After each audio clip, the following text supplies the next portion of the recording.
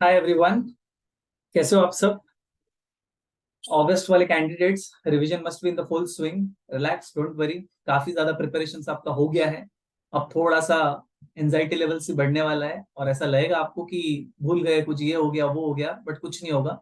और सब कुछ रिकलेक्ट हो जाएगा एग्जाम डे पे, अगर आपने प्रॉपरली प्रिपेयर किया हुआ है तो। Recently we concluded our derivative series, revision series. Fixed income में मैं प्रैक्टिकल पोर्शन पूरा कवर करने का कोशिश करूंगा, राइट। और जनरल फिक्स्ड इनकम का थियरी अपना सिलेबस इतना वास्ट है कि कैंडिडेट, खास करके फिक्स्ड इनकम एंड क्यूएम, तो कैंडिडेट्स को काफी बार कॉन्फिडेंस आता है नहीं। और फिक्स्ड इनकम को अगर डिवाइड करें तो there are some theory portion and practical portion. जिसका प्रैक्टिकल पोर्शन में अगर कमांड स्ट्रांग हो गया ना, वो थियरी पोर्शन तो वैसे पिकअप कर लेगा, so that's not an issue. तो मेरा पूरा का पूरा फोकस प्रैक्टिकल पोर्शन पे रहेगा। इनफैक्ट सारे कैंडिडेट्स लोग का भी कंसर्न प्रैक्टिकल पोर्शन को लेके ही रहता है, राइट। सो स्टार्ट करते हैं फिक्स्ड इनकम। कोशिश करते हैं, मैं ओवरऑल एक जिस्ट दे दूंगा जिससे कि आपको बहुत जल्दी पिकअप आ जाए और कॉन्फिडेंस आ जाए कि यस, ये सारे पोर्शंस अगर हमको आते हैं ना, इसका मतलब we are in the safe zone. And however आपको ऐसा लगता है कुछ पोर्शन में you need more sums, you need some illustrations and all that, तो आपको कमेंट सेक्शंस में कमेंट करके बताना होगा, then I will cover it separately, ठीक है। So just to build your confidence, 2 chapters of practical portion of fixed income, let's do it rapidly, अगस्त के लिए स्पेसिफिकली, ठीक है। सो चलो,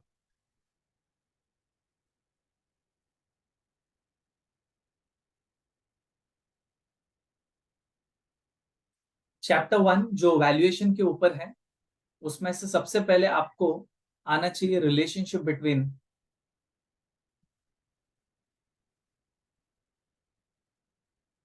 coupon rate and YTM,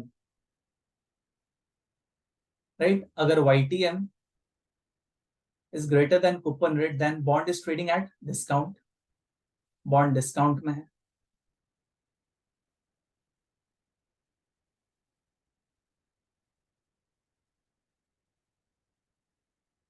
if YTM is equal to coupon rate, then bond is at par, and if YTM is less than coupon rate, then bond is at premium। ठीक, मैं ये assume कर रहा हूँ कि सबको ये समझ के पता है, rather than रट के। घर पे ज्यादा आ रहा है मतलब बॉन्ड सस्ते पे है, घर पे वही आ रहा है जो कूपन रेट है, इसका मतलब बॉन्ड पार पे ट्रेड हो रहा है। और घर पे कमती आ रहा है yield as compare to coupon rate, इसका मतलब bond is trading at premium. ये हो गया पहला चीज। दूसरा है जानने का आपको जरूरी है, that is bond volatility theorems. Bond volatility theorems. Bond volatility का मतलब क्या होता है सर? इंटरेस्ट रेट चेंज होने से बॉन्ड का प्राइस कितना जोर से भागता है, that is known as bond volatility. पूरा का पूरा बॉन्ड्स में करते क्या है, rate of change of bonds price with respect to interest rates, right. Okay, तो बॉन्ड वॉलेटिलिटी थ्योरम 3। पहला, lower YTM dash higher volatility.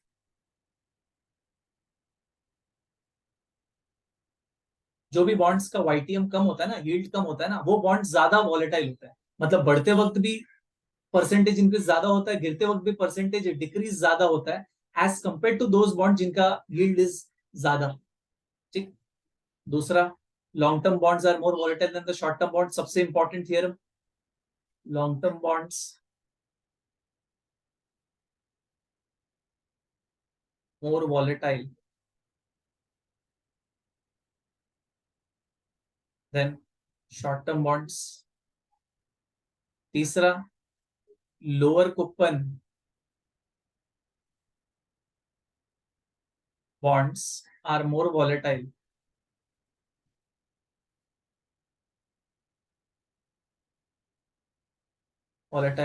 Then higher coupon bonds.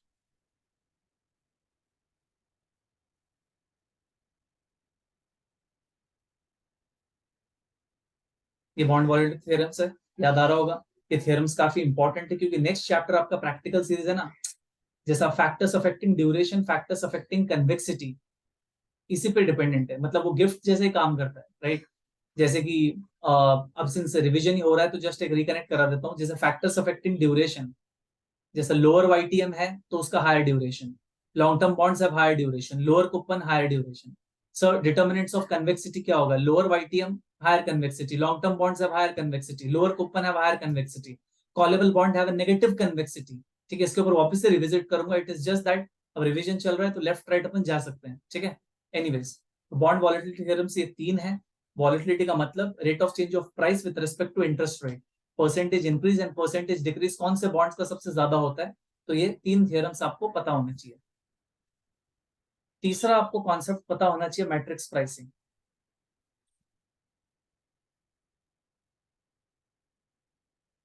Matrix pricing क्या बोलते हैं थीम कि सर एक इलिक्विड बॉन्ड है जिसका price अपने को पता नहीं है, तो वो इलिक्विड बॉन्ड जैसे ही कुछ बॉन्ड है जो लिक्विड है जो बाजार में ट्रेड हो रहे हैं उनके प्राइसेस या उनके यील्ड के बेसिस पे, खास करके यील्ड के बेसिस पे हम लोग इस इलिक्विड बॉन्ड का प्राइस को पता लगा सकते हैं। तो this is the theme of matrix pricing.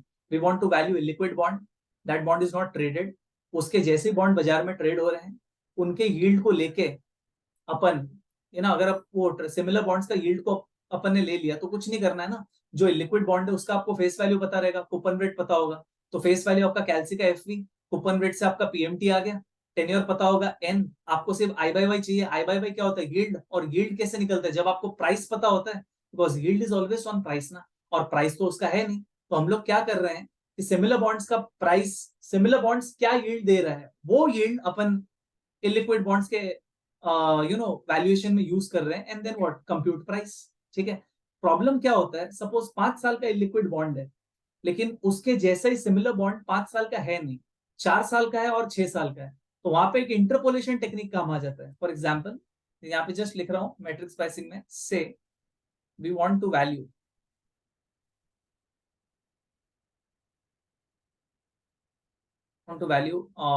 Illiquid bond.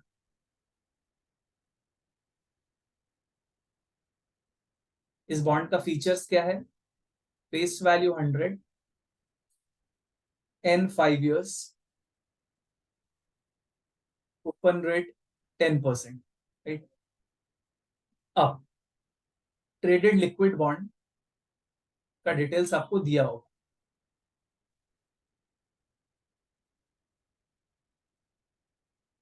अपने को तो ये चाहिए कि 5 year वाला ही traded liquid bond, similar, similar का मतलब similar in terms of rating, in terms of coupon rate and वगैरह वगैरह। तो वो 5 साल वाले अगर बाजार में मिल रहा है तो उसका तो प्राइस है, प्राइस है, एफवी है, पीएमटी है, एन है, तो आई बाय वाई निकाल लेंगे, तो वो वाला आई बाय वाई हम लोग यहाँ पे यूज करके इसका प्राइस लेंगे। लेकिन प्रॉब्लम क्या हो रहा है, जैसे बाजार में गए तो 5 साल वाला सिमिलर बॉन्ड है ही नहीं, 4 साल वाला है। 4 साल वाले बॉन्ड का डिटेल्स है, उसका हम लोग ने यील्ड निकाल लिया सपोज 12%, और 6 साल वाला है उसका यील्ड निकाल लिया अपन ने से फॉर एग्जाम्पल 14%। लेकिन अपने को तो 5 year चाहिए ना, तो अपन इंटरपोलेशन टेक्निक कैसे यूज करते हैं कि सर 4 से 6 गैप कितना हुआ? 2%, तो हर साल 1 साल का गैप कितना है? 1 year gap is equal to 14 minus 12 divide by 2, that is what, 1%। Right, हर एक साल 1-1% बढ़ रहा है, इसलिए तो देखो ना, 5th year में 13% हुआ होगा, 6th year में तभी तो जाके 14% हुआ रहेगा, तो वहां से आ गया। So 5 year yield is equal to, अब आप कैसे भी जा सकते हो, 4 से 5 में आना है तो 12+1 करो, या 6 से 5 में आना है तो 14-1 करो। ठीक है, मैं एक बार सिंप्लिसिटी के लिए 4 year +1%, 4 year यील्ड +1%, तो ये हो गया आपका 12+1%, 13%। अब ये 13% हम लोग कैल्सी में, चलो कैल्सी में क्या आने वाला है? 100 FV, 5N, 100 का 10%, 10 PMT। अब ये वाला आई बाय वाई हम लोग यहाँ पे यूज करेंगे, 13 I/Y। सारा चीज आ गया, अब क्या करना है अपने को? सीपीटी प्राइस, कंप्यूट प्राइस, आ गया आपका वैल्यूएशन। ठीक है, वही तो करना है अपने को, इलिक्विड बॉन्ड को वैल्यू करना है। ठीक, स्ट्रिक्टली ऑगस्ट वाले सुने, बाकी वाले ना सुने, और उसके बेस पे मेरे को जज मत करना, क्योंकि एकदम सुपर फास्ट रिवीजन चल रहा है। ये था आपका मैट्रिक्स प्राइसिंग। चौथा चौथा आपको कॉन्सेप्ट पता होना चाहिए, spot rates and forward rates. खास करके वो जो फॉरवर्ड रेट दिया होता है, स्पॉट रेट निकालने, स्पॉट रेट दिया होता है, फॉरवर्ड रेट निकालने। Spot rates and forward rates. Forward तो बार बार बार बार आने वाला सीएफए करिकुलम में, फॉरवर्ड के बिना होगा ही क्या। इकोनॉमिक्स में फॉरवर्ड आता ही है, forward contract on dollars. Derivatives में तो नीडलेस टू से forward futures everything. Spot rates and forward rates.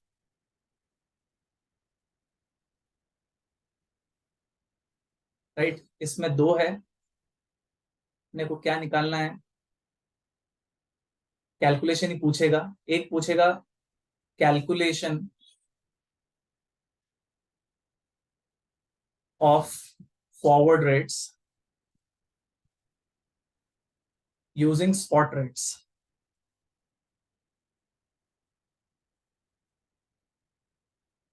और दूसरा इज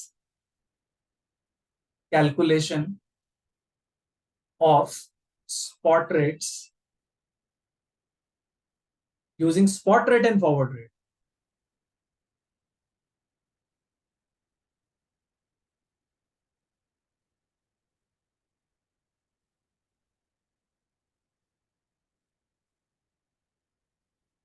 तो एकदम सिंपल एग्जांपल लेते हैं।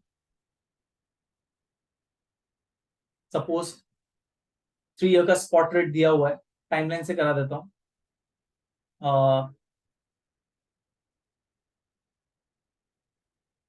0.3 से फॉर एग्जाम्पल 4%, और 7 ईयर का दिया हुआ है से 8%।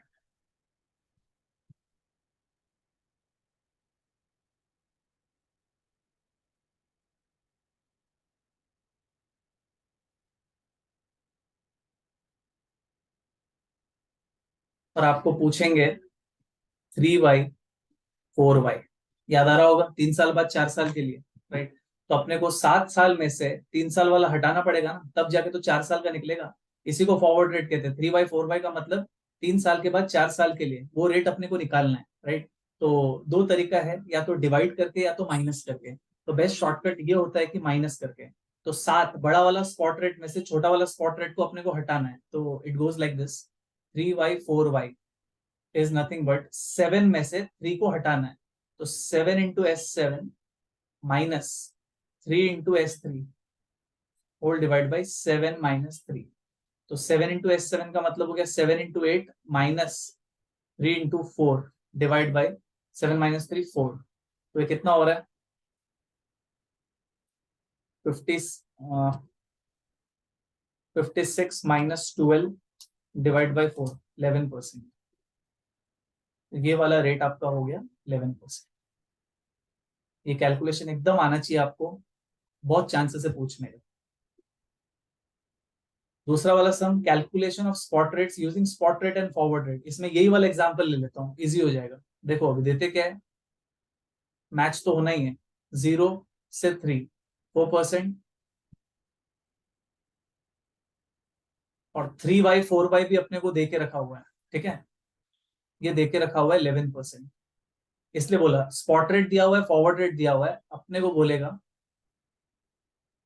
S7 बड़ा वाला स्पॉट रेट निकालिए। तो क्या करना है, बड़ा वाला स्पॉट रेट निकालने के लिए अपने को स्पॉट छोटा वाला स्पॉट रेट 3 साल वाला और फॉरवर्ड रेट को मिक्स करना पड़ेगा। मतलब दो तरीके से कर सकते हो, या तो मल्टीप्लाई या तो ऐड। शॉर्टकट ये है ऐड। इनफैक्ट ऐड और लेस ही शॉर्टकट है। जैसे यहाँ पे माइनस किया अपन ने फॉरवर्ड रेट निकालने के लिए, यहाँ पे बड़ा वाला स्पॉट रेट निकालने के लिए ऐड करेंगे। तो क्या करेंगे, 3 साल का स्पॉट रेट और 4 साल का फॉरवर्ड रेट अपन ऐड कर देंगे। So it goes like this.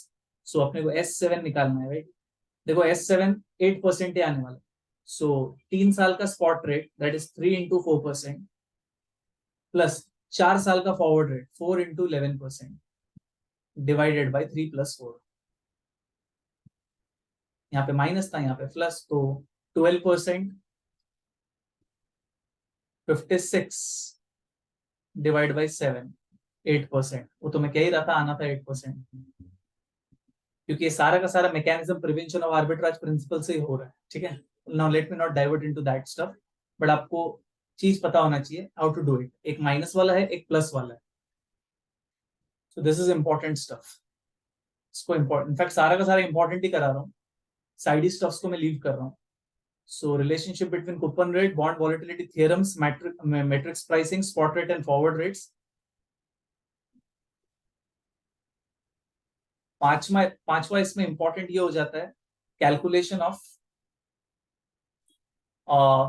Short term, ये अपना money market, calculation of yield for short term instruments, calculation of yield for money market instrument, short term instrument less than 1 year वाले।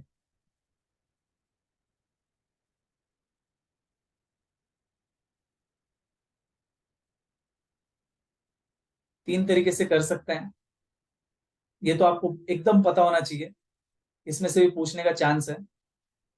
एक है आपका discount yield, इसको हम लोग criticise करते हैं, क्यों? क्योंकि ये जो यील्ड है, इसका यील्ड होता है F minus P divide by F into 100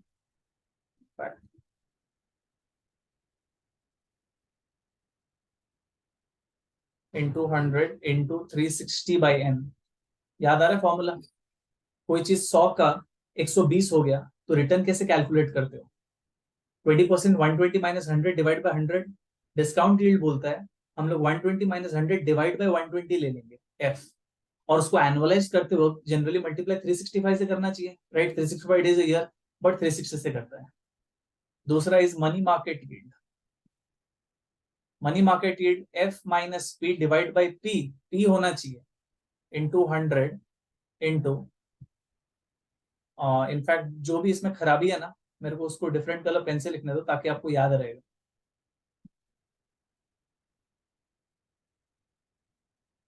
ये है 360।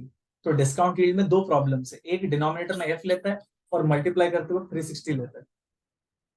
यहाँ पे 360/m, वो पे फॉर्मूला आपको समझ रहा होगा। अगर मैं बोलूं 80 डेज का यील्ड इज 14%, तो साल का कितना? तो कहने से आप लोग करोगे 360 इंटू 14% डिवाइड बाई 80, वही किया हुआ है। 360 के साथ करने साथ एनुअलाइज हो गया, राइट? लास्ट में बॉन्ड इक्विवेलेंट यील्ड, ये सबसे बेस्ट है। Why? F minus P divide by P into 100, और एनुअलाइज करते वक्त 365 को लेते हैं। ये है आपका पूरा का पूरा शॉर्ट टर्म इंस्ट्रूमेंट्स का यील्ड कैलकुलेट करने का तरीका। असेंडिंग ऑर्डर में अगर अरेंज करें कि सर सबसे छोटा, फिर उससे बड़ा, फिर उससे बड़ा, तो कहना से सबसे छोटा डिस्काउंट यील्ड होने वाला है, क्योंकि ये तो डिनोमिनेटर में एफ ले रहा है ना, 100 से 120 हुआ तो डिवाइड बाय 120 कर रहा है, राइट? उससे थोड़ा सा बड़ा मनी मार्केट यील्ड, सबसे बड़ा बॉन्ड इक्विवेलेंट यील्ड, क्योंकि मल्टीप्लाई यहाँ पे 365 से हो रहा है। तो यहाँ पे मैं लिख रहा हूँ असेंडिंग ऑर्डर।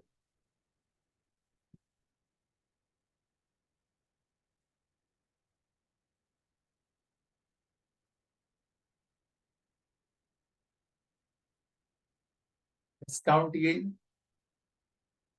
फिर मनी मार्केट यील्ड, फिर बॉन्ड इक्विवेलेंट यील्ड। ये हो गया आपका ascending order of yields, right? इसके सम्स आपको तुरंत देख लेना है। अगर यहाँ पे मेरा ये वाला सुन के आपको लगा कि थोड़ा सा आपको डाउट आ रहा है, तो you just have to go there, एक दो सम्स प्रैक्टिस करो, फिर भी नहीं हो रहा है then let me know. Concept number 6, उसमें इंपॉर्टेंट है calculation of G spread, I spread and Z spread.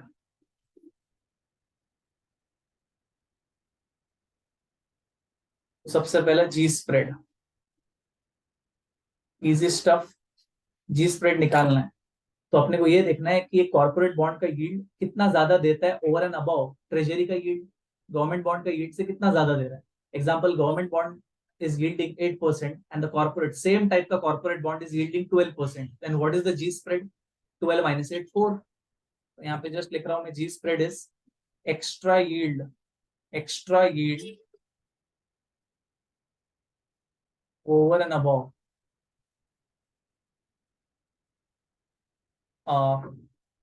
treasury yield। अगर मैथ्स के फॉर्म में लिखना हो तो YTM of a corporate bond minus YTM of a government bond. Easy stuff, कोई issue नहीं है. अगर दे दिया दो डिटेल्स, आपको YTM निकालना है, YTM निकालना है, डिफरेंस करना है, आगे जी स्प्रेड. नहीं सर, अपने को गवर्नमेंट बॉन्ड की यील्ड से कंपेयर नहीं करना है, अपने को स्वैप रेट से कंपेयर करना है. अब भी डेरिवेटिव्स का सीरीज खत्म हुआ है. स्वैप रेट का मतलब fixed leg of the swap. याद है swap A B, fixed floating. तो फिक्स्ड लेग जो होता है ना, उसको स्वैप रेट कहते हैं. अगर आप कॉर्पोरेट बॉन्ड का यील्ड को स्वैप रेट के साथ कंपेयर करते हो, बॉन्ड की यील्ड को स्वैप रेट के साथ कंपेयर करते हो, तो उसको कहते हैं I spread. Sir I spread क्यों? 5 साल का कॉर्पोरेट बॉन्ड है, 5 साल का स्वैप बाजार में अवेलेबल नहीं है, 4 साल का है, 6 साल का है, तो 4 और 6 से इंटरपोलेट करके 5 साल का स्वैप रेट निकालते हैं. That's why interpolated spread. यहाँ पे एक हो गया आई स्प्रेड. यहाँ पे लिख रहा हूं मैं YTM of a corporate bond minus swap rate, दिया होगा क्वेश्चन में. ठीक है.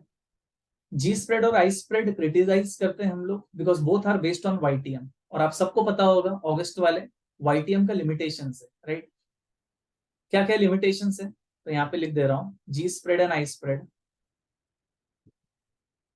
जी spread and I spread are based on YTM. देखो ना, YTM of a corporate bond, YTM of a corporate bond, YTM करते रहता है. और YTM का लिमिटेशन है, are based on YTM and we know that YTM has inherent limitations.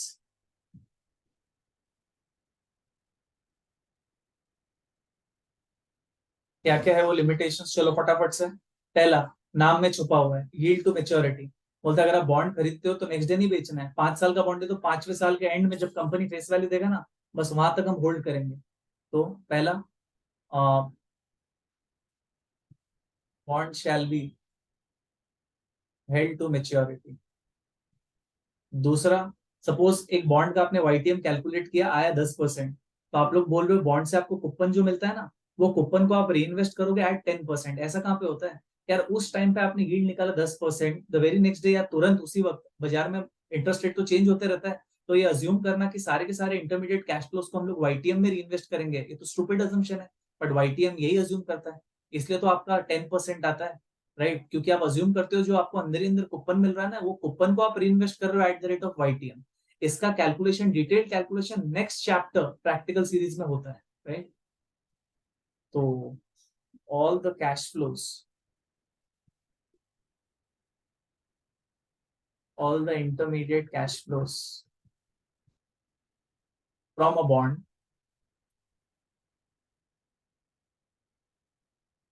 are reinvested at YTM. तीसरा, कि कंपनी डिफॉल्ट करेगा ही नहीं.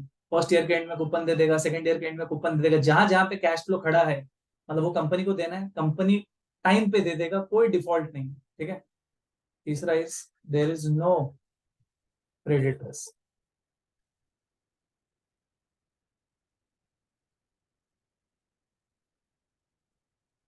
ये तीनों के तीनों लिमिटेशंस है, इसीलिए जी स्प्रेड और आई स्प्रेड को क्रिटिसाइज करते हैं. We have a better spread known as Z spread. That's why we have Z spread. Z spread में क्या होता है? जेड स्प्रेड में अपन एक बॉन्ड को जब भी वैल्यू करते हैं, फॉर एग्जाम्पल एक बॉन्ड का सपोज प्राइस चल रहा है 900, 5 साल का बॉन्ड है, face value 1000, coupon rate 10%, right? और ट्रेजरी का स्पॉट रेट्स यहाँ पे दिया हुआ है, ट्रेजरी स्पॉट रेट्स. 3 साल का ले रहा हूँ, 5 साल ज्यादा हो जाएगा, 3 साल. ट्रेजरी स्पॉट रेट्स का मतलब गवर्नमेंट बॉन्ड का रेट. S1 S2 गवर्नमेंट की जो ZCBs होते हैं, जीरो कूपन बॉन्ड, वो सपोज S1 दे के रखा हुआ है 8%, S2 दे के रखा हुआ है 9% और S3 दे के रखा हुआ है आपका 10%. तो जेड स्प्रेड ये बोलता है, सिंस ये कॉर्पोरेट बॉन्ड है, subject bond is a corporate bond, corporate bond का प्राइस में, अगर आप कॉर्पोरेट बॉन्ड खरीदते हो तो बोलो आपको फर्स्ट ईयर में आपको 8% चाहिए कि 8 से भी ज्यादा चाहिए, 8 से भी ज्यादा, 8 तो ट्रेजरी का है, तो आपको पता है फर्स्ट ईयर का कैश फ्लो कितना है, 100। 100 को जब आप डिवाइड करोगे ना, पुल करोगे ना एक पीरियड पीछे, तो 1 प्लस 8%, 0.08 प्लस कुछ एक एक्स्ट्रा चाहिए, उसी को जेड स्प्रेड कहते हैं, टू द पावर 1। दूसरा वाला 100 को जब हम लोग पुल करेंगे, 1 प्लस 0.09 प्लस जेड स्क्वायर। तीसरा वाला 1100 को हम लोग पुल करेंगे 1 plus 0.1 plus Z to the power 3, and we have to solve for Z. Exam में ऐसा इक्वेशन बना के सॉल्व थोड़ी करना है, क्योंकि एग्जाम में अगर पूछेगा जेड स्प्रेड, तो ऑप्शंस में जेड स्प्रेड है ना, आपको कैलसीज में फिगर पुट करना पड़ेगा। जो भी ऑप्शन ए है जेड स्प्रेड देके रखा होगा, फॉर एग्जांपल 120 बिप्स, तो आप लोग को 8 प्लस 1.2%, तो 9.2%, तो 100 को 9.2% एक पीरियड पीछे, स्टोरेज 1। दूसरे वाले 100 को 9 प्लस 1.2, 10.2% से पुल करेंगे दो पीरियड पीछे, STO2। तीसरे वाले 1100 को 10 प्लस 1.2%, 11.2% से पुल करेंगे 3 पीरियड पीछे। एंड देन जो भी आपका तीन स्टोरेज है, स्टोरेज 1, स्टोरेज 2, स्टोरेज 3, रिकॉल करोगे। अब देखोगे क्या प्राइस मैच हो रहा है क्या, अगर मैच हो रहा है मतलब वही जेड स्प्रेड आपका आंसर। सब याद आ रहा होगा, ठीक है। यहाँ पे लिख रहा हूं, we will check via options.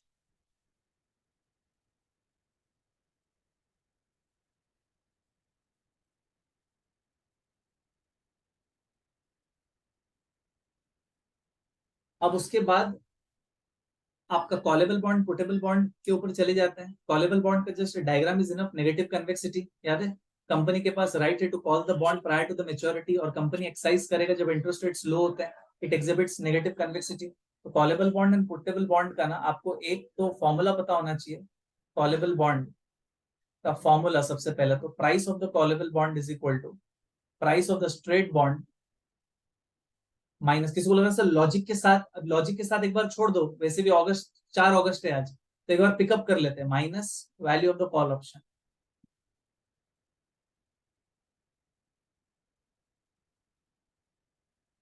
ये है आपका फॉर्मूला और डायग्राम।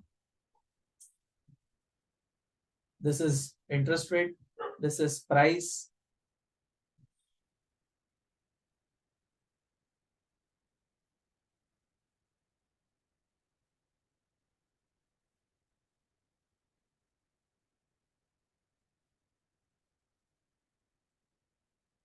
हाँ, तो इनफैक्ट मेरे को ये लाइन बनाने का जरूरत ही नहीं था।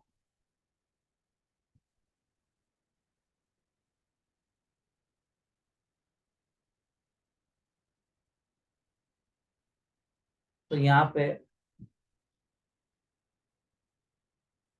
दिस इंटरेस्ट रेट जब बढ़ता है तो price of the callable bond is equal to price of the straight bond, it behaves like the straight bond. लेकिन जब इंटरेस्ट रेट गिरता है, this is price of the straight bond, और ये टर्न कर लेता है क्योंकि कॉल हो जाएगा, ठीक है। ये है आपका कॉल प्राइस। यहीं पे puttable bond,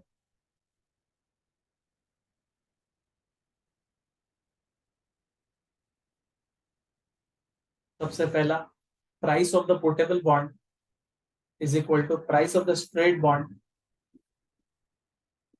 plus value of put option. यहाँ पे लिख दे रहा हूं मैं negative convexity, negative convexity callable में लिख रहा हूँ, play of put option. Diagram, जैसे इंटरेस्ट रेट बढ़ेगा बाकी बॉन्ड गिरेंगे, बट इन्वेस्टर्स लोग वो बॉन्ड को कंपनी के पास लेके जाके रिडीम कर लेंगे, एंड उन लोग को पुट प्राइस मिल जाएगा।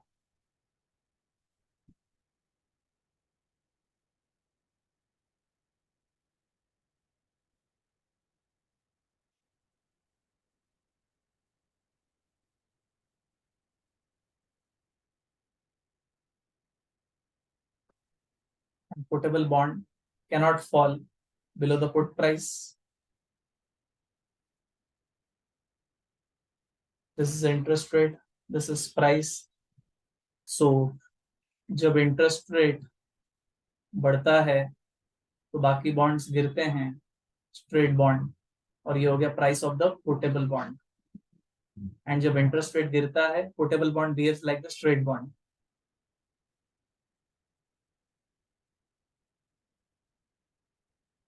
ठीक है, एक्सट्रीम पॉजिटिव कन्वेक्सिटी।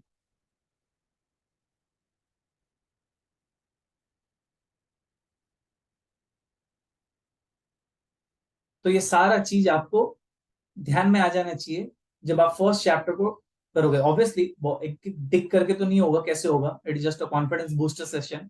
तो relationship between coupon rate, YTM, bond volatility theorems, matrix pricing का calculation, spot rate, forward rates, calculation of yield for money market instruments, calculation of G spread, I spread and Z spread. Z spread will check by options. ठीक है, callable bond, portable bond, एक important चीज भूल गया, valuation of bond in between coupon rates, क्या था, 6 था ना, इसको मैं 7 कर देता हूँ, and then 8, valuation of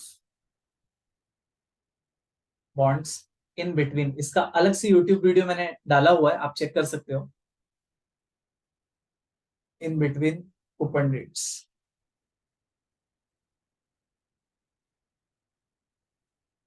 तो अलग से भी है, इसके ऊपर भी है, और फ्लोटिंग रेट नोट के ऊपर भी है। ठीक है, सो उसका मैं लिंक शेयर कर दूंगा, valuation of bond in between coupon rates and floating rate note, तो आप वहां पे जाके देख लेना। यहाँ पे 8 और यहाँ पे 9 फ्लोटिंग रेट नोट्स। ठीक, तो इस पे मैं अभी टाइम वेस्ट नहीं कर रहा हूँ क्योंकि ऑलरेडी फुल फ्लेजेड है, ज्यादा नहीं है, छोटा है, सम्स के फॉर्म में कराया हुआ है, so that will be very much intuitive and retentive for you also. ठीक है, चलो, ये था आपका पूरा का पूरा first chapter. Next chapter of the practical portion में अपने को ये जानना पड़ेगा कि you know price effect and re investment effect के बारे में अपने को जानना पड़ेगा। तो मैं ये चैप्टर 1 था, ये मैं नेक्स्ट चैप्टर में आ रहा हूँ, नंबरिंग ही दे देते हैं, पॉइंट नंबर 10। कि बात ये हो रहा है कि आप अगर बॉन्ड में इन्वेस्ट करते हो तो आपको कैश फ्लो मिलेंगे, कूपन कूपन कूपन कूपन। वो कैश फ्लो को आप इन्वेस्ट करोगे, री इन्वेस्ट करोगे रादर, तो कौन से रेट पे करोगे, एंड उसका इम्पैक्ट रियलाइज्ड यील्ड पे कितना होगा। ठीक है, सो जैसा मैंने बोला, वाईटीएम के केस में वाईटीएम अज्यूम करता है कि आप लोग सारा का सारा इंटरमीडिएट कैश फ्लो वाईटीएम पे इन्वेस्ट करते हो, तब जाके आपका realised yield is equal to YTM होता है। In fact let me take a sum, छोटा सा सम, जिससे कि एग्जांपल, जिस एग्जांपल से पूरा क्लियर हो जाए, उसके बाद कंक्लूजंस शेयर कर दूंगा। ठीक है, तो लेट्स टेक एन एग्जांपल ना, say for example face value 1000,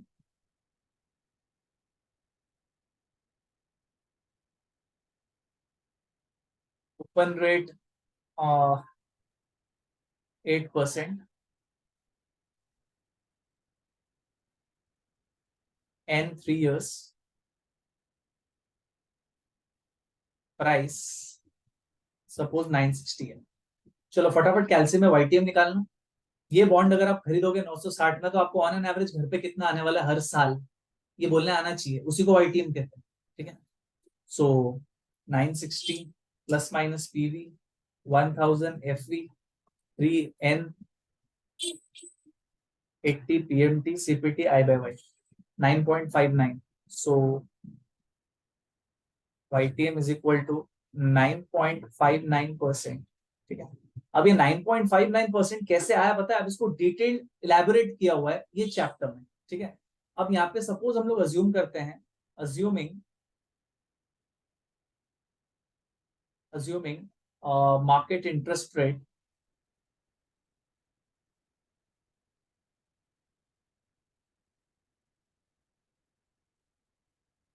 remains at, बाजार में जो इंटरेस्ट रेट है ना, वो भी सपोज 9.59% ही है, 9.59% prior to receiving first coupon.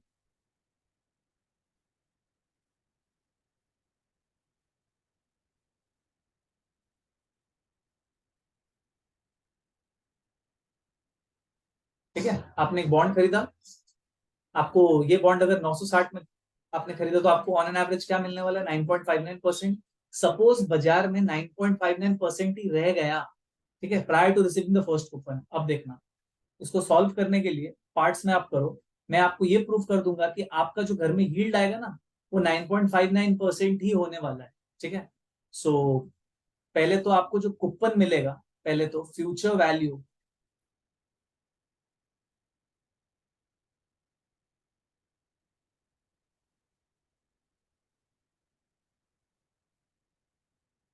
Of coupon री इन्वेस्टेड।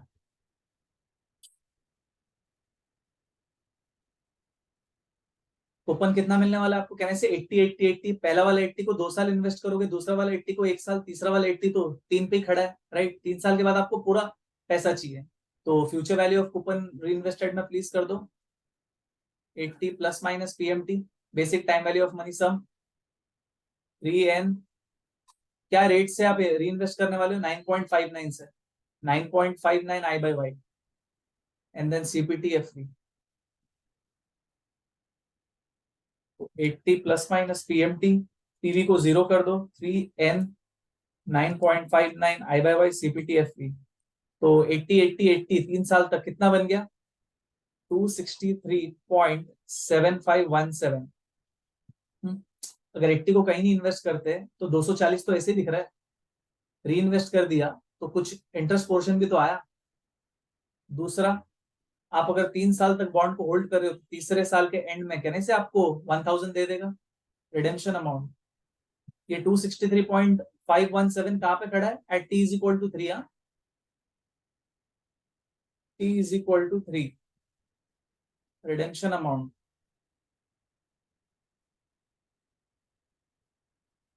1000। तो मेरे को फाइनल बोलोगे टोटल अमाउंट 3 साल के एंड में कितना खड़ा है? टोटल अमाउंट कहने से 263 पॉइंट कितना था यार, 7517 प्लस 1000, तो इट इज 1263.7517। अब देखो, रियलाइज्ड यील्ड, रियलाइज्ड यील्ड बोलो या फिर होल्डिंग पीरियड यील्ड बोलो, एचपीवाई, बात सेम है। सोचने का तरीका, 960 हमने लगाया था, 3 साल के एंड में वो 960 कितना हो गया है? अभी सब मिला मुलू क्या? 1263.7517। तो अपने को ऑन एन एवरेज हर साल कितना मिला? तो अपन तो करेंगे नहीं ऐसा इक्वेशन, तो इसको डाल देंगे प्लस माइनस पीवी में, इसको डाल देंगे एफवी में, इसको डाल देंगे एन में, और क्या करेंगे? CPT I by Y. चलो, 1263.7517 एफ वी, 3n, जीरो को पीएमटी, जीरो कर दो पीएमटी को। क्या सेकंड क्लियर टीवीएम करके पूरा का पूरा कैल्सी खाली कर देना? क्या I will not divert now in the calci वाला स्टफ। पीवी कितना था? 960 प्लस माइनस पीवी, देखो सीपीटी आई बाय वाई करोगे तो आपका आ रहा है 9.59%, और आपका वाईटीएम कितना था? 9.59%। ये 9.59% आपको रियलाइज इसलिए मिल रहा है क्योंकि 3 कंडीशंस है। एक, सारा का सारा कूपन को आप रीइन्वेस्ट कर रहे हो एट वाईटीएम। दूसरा, बॉन्ड को मेच्योरिटी तक होल्ड कर रहे हो। तीसरा, कोई डिफॉल्ट रिस्क नहीं। ठीक है ना?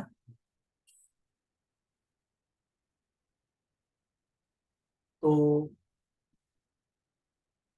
डायरेक्टली कंक्लूजन में जंप करते हैं। कंक्लूजन्स, अगर इंटरेस्ट रेट सेम रह गया, इफ इंटरेस्ट रेट रिमेन्स, ये कौन सा केस के लिए कर रहा हूं मैं? बाय एंड होल्ड इन्वेस्टर के लिए कर रहा हूँ, ठीक है, जो मेच्योरिटी तक रहेगा। Conclusions for a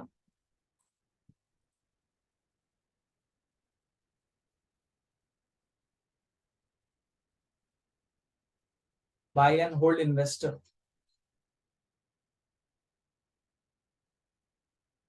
if our interest rate remains same as YTM, तब जाके realized yield is equal to YTM। Second, if r goes up, अगर इंटरेस्ट रेट बढ़ गया prior to receiving first coupon, YTM से भी ज्यादा हो गया, तो जाके realised yield greater than YTM. आप प्लीज समझो, 9.59 के बदले 10% हो गया होता तो सारे के सारे इंटरमीडिएट कैश फ्लो को 10% पे चढ़ाते, तो घर पे ऑन एन एवरेज 9.59 से ज्यादा आएगा। तीसरा आप समझ ही गए होंगे, if r falls prior to receiving first coupon, तब जाके realised yield less than YT. ये कंक्लूजन आपको पता होने चाहिए, ठीक है। लेकिन अगर सर मेच्योरिटी तक होल्ड नहीं किया तो उसके लिए कंक्लूजन लिखा रहा हूं मैं, ठीक है। अब डायरेक्टली मैं वो वाले कॉन्सेप्ट में आ रहा हूँ, ड्यूरेशन वाले कॉन्सेप्ट में। ड्यूरेशन का दो इंटरप्रिटेशन है, एक इम्यूनाइजिंग पीरियड कहते हैं उसको। इम्यूनाइजिंग पीरियड का मतलब, सपोज एक बॉन्ड 10 साल का बॉन्ड है और आप 10 साल तक होल्ड ही नहीं करने वाले, ठीक है।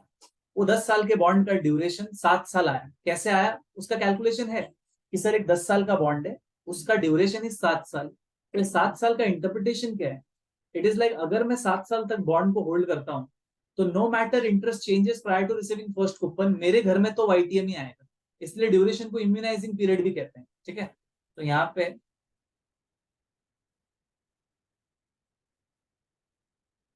11, कॉन्सेप्ट ऑफ ड्यूरेशन आपको पता होना चाहिए। Concept of duration,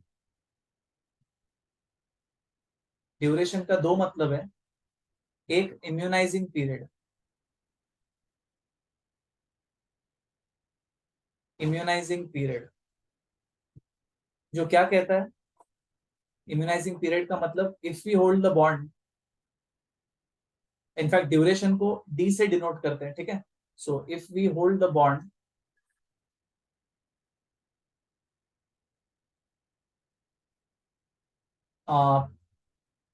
till D, then reinvestment effect का मतलब जो भी कूपन को आप री इन्वेस्ट करोगे ना at a certain interest rate, उसको कहते हैं री investment.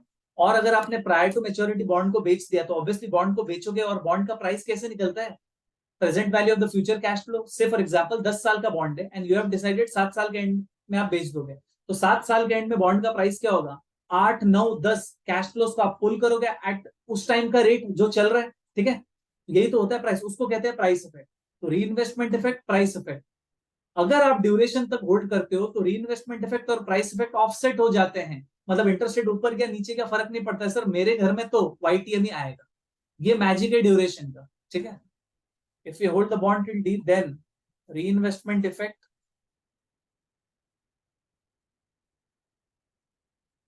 and price effect offset each other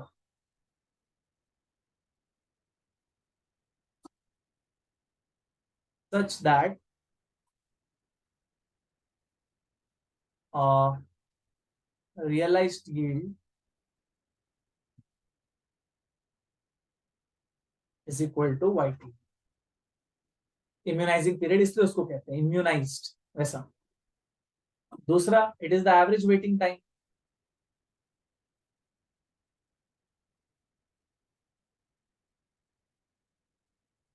एक 10 साल के बॉन्ड, एक 10 साल का कूपन बेरिंग बॉन्ड अगर आप खरीदते हो और मैं आपको पूछूं आपका पैसा कितने टाइम के लिए अटक गया, और अगर आप जवाब दोगे 10 साल, तो इट्स अ स्टूपिडिटी।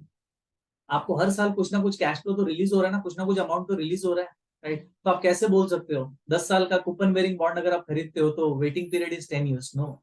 10 साल का जीरो कूपन बॉन्ड अगर खरीदते हो तो बीच में कुछ भी नहीं है, जीरो कूपन, वो केस में duration is equal to maturity. However if it is coupon bearing then duration is less than maturity.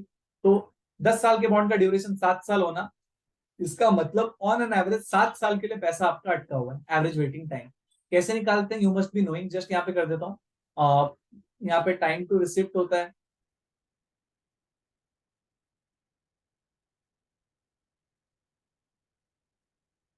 Cash flow, present value at YTM, right. अब ये जो भी प्रेजेंट वैल्यू आ रहा है आपका, अब आप शॉर्टकट भी लगा सकते हो, प्रेजेंट वैल्यू, अब यहाँ पे टोटल होगा आपका प्राइस, इन लोग ने दिया हुआ है, इसके बाद weights,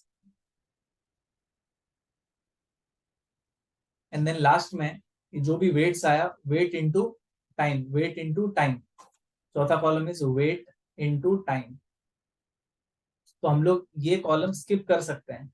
it is like present value into time plus present value into time, तीसरे वाले का प्रेजेंट वैल्यू इंटू टाइम, चौथे वाले का present value into time, divide by what, price. वही तो आना है। आई थिंक इतना इज इनफ टू आप लोग को रिदम में आने के लिए इतना is enough. Duration, sir duration और कहाँ पे काम आता है? क्योंकि अल्टीमेटली तो यार अपने को क्या जानना है अल्टीमेटली बॉन्ड में, कि यार मैं एक बॉन्ड पोर्टफोलियो होल्ड कर रहा हूँ, मेरे को ये बता भाई कि अगर बाजार में इंटरेस्ट रेट चेंज हुआ तो मेरा बॉन्ड वैल्यू कितना चेंज होगा, मेरा पोर्टफोलियो वैल्यू कितना चेंज होगा, यही तो अपने को चाहिए। एक बॉन्ड का बात करें तो sir percentage change in interest rate होने की वजह से बॉन्ड का प्राइस कितना परसेंट चेंज होगा, that is captured by modified duration. याद आ रहा है? मॉडिफाइड ड्यूरेशन को कैलकुलेट करने के लिए duration is acting as a raw material. ठीक है, so modified duration, concept of modified duration दो तरीके से आप निकाल सकते हो। एक with the help of duration,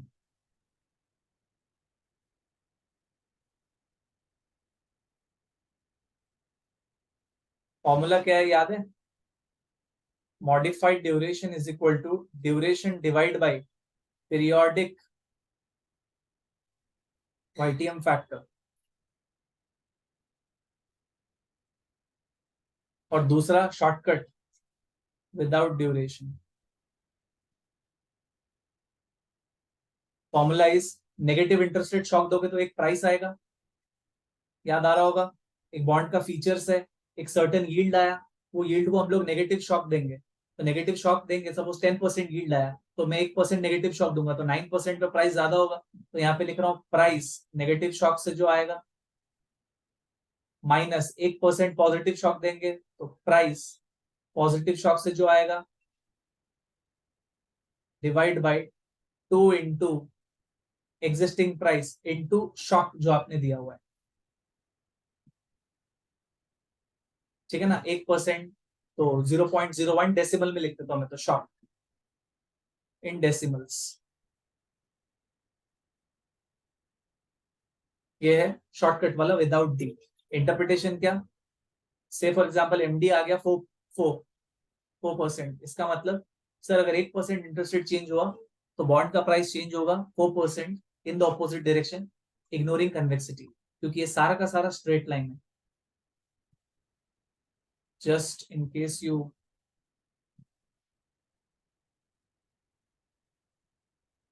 relationship between bond का price and interest rate, straight line की कर्व, एक्चुअल में कर्व है ना, लेकिन हम लोग क्या करते हैं, ये कर्व से एक टैंजेंट ड्रॉ करते हैं just to make the calculation easy, और इस स्ट्रेट लाइन का हम लोग ना स्लोप निकालते हैं, और वही स्ट्रेट लाइन के स्लोप को हम लोग मॉडिफाइड ड्यूरेशन बोलो या इफेक्टिव ड्यूरेशन बोलो बोलते हैं। ठीक है, बट सर एक्चुअली में तो कर्व है ना, एक्चुअल में कर्व है। ठीक है, तो कर्व तक पहुंचने के लिए हम लोग कन्वेक्सिटी एडजस्टमेंट करते हैं। खैर एनीवेज, अभी मैं मॉडिफाइड ड्यूरेशन करा रहा था। मॉडिफाइड ड्यूरेशन से ही कनेक्टेड कॉन्सेप्ट है इफेक्टिव ड्यूरेशन। डिफरेंस क्या है? Option embedded bonds like callable bond and putable bond को बेहतर कौन समझता है? Effective duration. मॉडिफाइड ड्यूरेशन नहीं समझता है। मॉडिफाइड ड्यूरेशन ये बोलता है कि अगर इंटरेस्ट रेट चेंज होगा सिर्फ प्रेजेंट वैल्यू चेंज होगा, जबकि इंटरेस्ट रेट चेंज होने से कॉलेबल या फिर पुटेबल तो ट्रिगर हो जाता है। इसको बेहतर कौन समझता है? इफेक्टिव ड्यूरेशन, और वो प्राइसिंग मॉडल को यूज करके अपने को नेगेटिव शॉक और पॉजिटिव शॉक का प्राइस फेंक देता है। ठीक है, और इफेक्टिव ड्यूरेशन में हम लोग शॉक किसको देते हैं? वाईटीएम को नहीं देते हैं, बेंचमार्क कर्व को देते हैं। तो इसी से कनेक्टेड है same formula, effective duration. Effective duration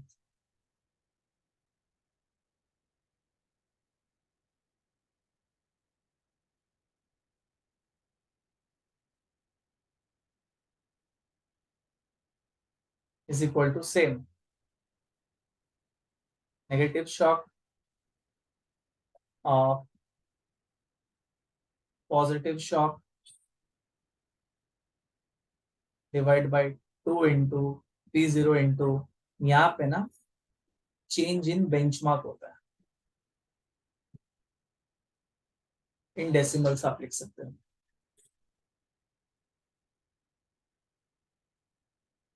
यहाँ पे यहाँ पे मैं ऐसा कर देता हूँ, चेंज इन YTM कर देता हूँ, इन डेसिमल्स।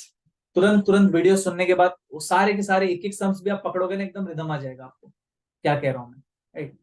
बट अभी अपन ने डिस्कस किया modified duration and effective duration is the slope of the straight line, but actual relationship is that of the curve. तो curve में पहुंचने के लिए we have the convexity adjustment, right? So next concept is convexity adjustment.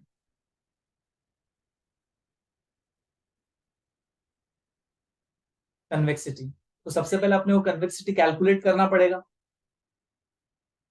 So दो convexity, एक है आपका approximate convexity, वो स्ट्रेट बॉन्ड के लिए काम आ जाएगा, और एक इफेक्टिव कन्वेक्सिटी जो ऑप्शन एम्बेडेड बॉन्ड के लिए आ जाएगा। देखो, modified duration approximate convexity, effective duration effective convexity, right.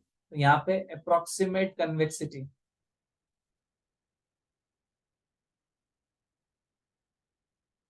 तो यहाँ पे वही आपका नेगेटिव शॉक पॉजिटिव शॉक को P1 P2 एक बार बोलो, जैसे भी आप बोलो, price P1 plus P2 minus 2 P0।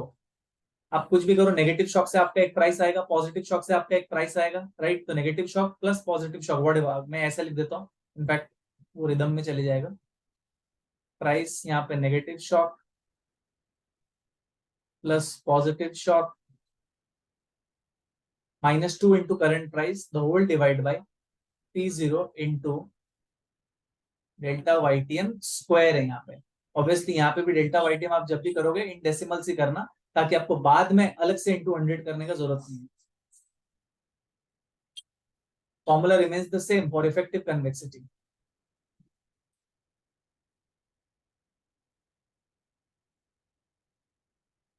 क्या होने वाला इफेक्टिव कन्वेक्सिटी में? Same, price negative shock plus price positive shock -2 into current price divide by P0 into यहाँ पे होने वाला है डेल्टा बेंचमार्क। यहाँ पे पूरे के पूरे बेंचमार्क को अपन शॉक देते हैं, वहां पे एग्जिस्टिंग YTM को देते हैं, बेंचमार्क कर्व का square, again in decimals.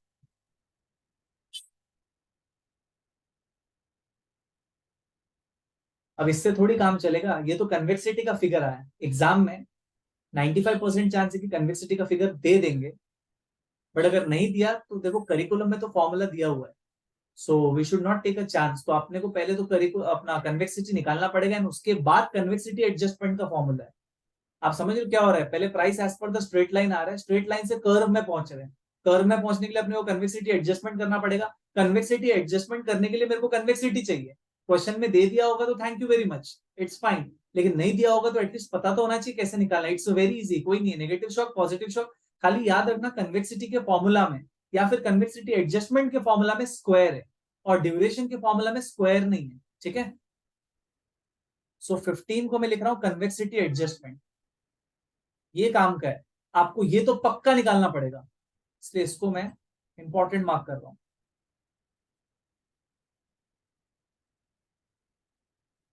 Convexity adjustment,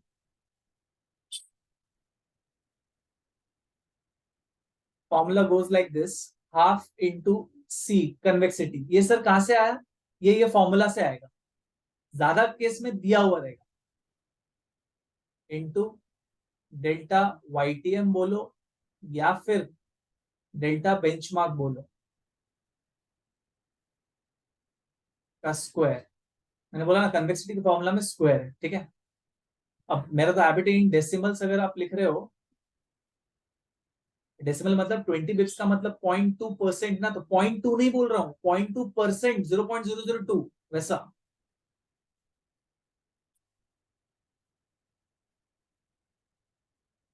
ठीक है, एग्जाम में स्पीड मैटर्स, एग्जाम में मैथ संभालना तो फिर तो इनकम्प्लीट प्रिपरेशन हो गया ना। सो एकदम बिठा लो सारे फॉर्मूलाज को, कब कहाँ पे क्या यूज होने वाला है, तो ही कॉन्फिडेंस आएगा, क्योंकि इसमें जरा सा भी चूक गए इधर उधर, कन्वेक्सिटी एडजस्टमेंट का फिगर रॉन्ग, अगर आपका फिगर रॉन्ग तो परसेंटेज, एक्चुअल परसेंटेज इंक्रीज या डिक्रीज इन प्राइस वो भी रॉन्ग, गॉन। ये होने के बाद अपने को एक्चुअल परसेंटेज इंक्रीज और परसेंटेज डिक्रीज इन प्राइस। तो 2 स्टेप में आपको करना है। क्वेश्चन आपको मॉडिफाइड ड्यूरेशन दे देगा, कन्वेक्सिटी दे देगा और आपको बोलेगा कि यार अगर इंटरेस्ट रेट इतना परसेंट गिर गया तो बताना बॉन्ड एक्चुअली कितना परसेंट बढ़ा, या फिर इंटरेस्ट रेट इतना परसेंट बढ़ गया तो बताना बॉन्ड एक्चुअली कितना परसेंट गिरा। तो आपको 2 स्टेप में कर सकते हो आप। एक, सबसे पहला परसेंटेज इंक्रीज या फिर percentage decrease as per the straight line निकाल लो, उसमें आप चैंपियंस हो क्योंकि मॉडिफाइड ड्यूरेशन आपको आता है। उसके बाद कन्वेक्सिटी एडजस्टमेंट को आप पिक्चर में लेके आओ। तो यहाँ पे मैं 2 पार्ट में इसको कर रहा हूं। Suppose percentage increase in price, इसका है क्या होगा formula, percentage increase as per MD और ईडी, जो भी करो, plus convexity adjustment percentage. Sir ये कहां से आएगा, ये फॉर्मूला से, राइट। अगर पूछा percentage decrease in price,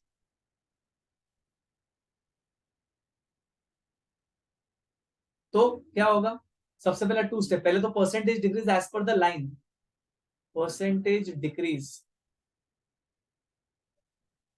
as per MD और ED minus convexity adjustment percentage. बिठा लो एक बार, लॉजिक्स में भी नहीं जा रहा हूं, there is no sense in going to the logic now. So यही है आपका फर्स्ट चैप्टर और सेकंड चैप्टर में। अगर वैसे आप बात करो तो सर एकदम वैसे डर लग रहा था, क्या क्या चीज में हमारा स्ट्रेंथ अच्छा होना चाहिए। सो ये सारे के सारे सम्स अगर आपको आ रहे हैं एक बार चेक कर लेना, then you are in the safe zone. अगर कहीं अटक रहे हो तो बताओ। तो वैसे एकदम क्विक रिविजन हो गया है, ये सब चीज आपको पता होना चाहिए। थियोरेटिकल पोर्शन में ज्यादा टेंशन है नहीं क्योंकि जिसका प्रैक्टिकल उठ गया उसका थियोरी तो वैसे ही उठ गया, कोई इशू नहीं है। So this was it, fixed income. सोचा एक बार क्विकली समराइज कर दूं सारा चीज को, ठीक है। और फिर भी आपको अगर लगता है कोई चीज आपको नहीं आ रहा है तो कमेंट करके मेरे को बताइए, I will definitely help and come out with a separate video, ठीक है। So I am stopping here, hope you must have enjoyed the video. Thank you so much for watching and all the best.